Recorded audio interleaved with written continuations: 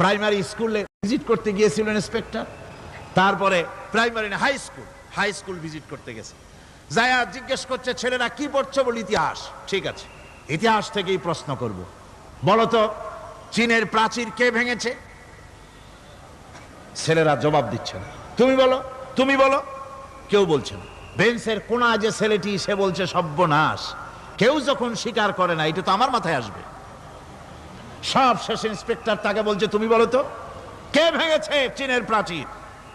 কয় স্যার, গ্রামে আমার দুষ্টমির যথেষ্ট বদনাম আছে, কিন্তু চীনের প্রাচীর ভাঙার মতো দুষ্কর্ম আমি করি নাই।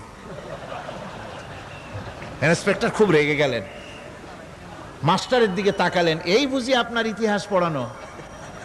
মাস্টার ইন্সপেক্টরের বিরক্তি ভরা মুখ দেখে বলছেন, স্যার রাগ করবেন না, এসব ছাত্র তো আমার, ওদের অবস্থা তো আমি জানি। আপনি আসছেন ঢাকা থেকে, আপনি জানবেন কি?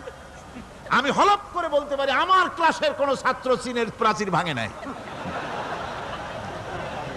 ইন্সপেক্টর রাগ হইয়া চলে গেছে হেডমাস্টারের রুমে, যায় বলছে যে আমি আপনার স্কুলের গ্রান্টকে আমি নাকচ করে দেব, মঞ্জুরি আমি ক্যান্সেল করে দেব। কেন?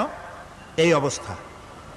হেডমাস্টার বলছে স্যার রাগ করবেন না, আপনার জন্য কিছু টাকা পয়সাও রাখছি হাদিয়া, বড় একটা চর্বিযুক্ত খাসিও জবাহ করা হয়েছে, পুকুর থেকে রুই মাছ তোলা হয়েছে।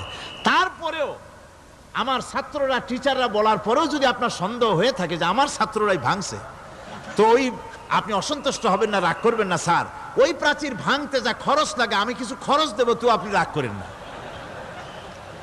এখন চিন্তা করেন, স্কুলের ছাত্র থেকে শুরু করে হেডমাস্টার পর্যন্ত জ্ঞানের বহর।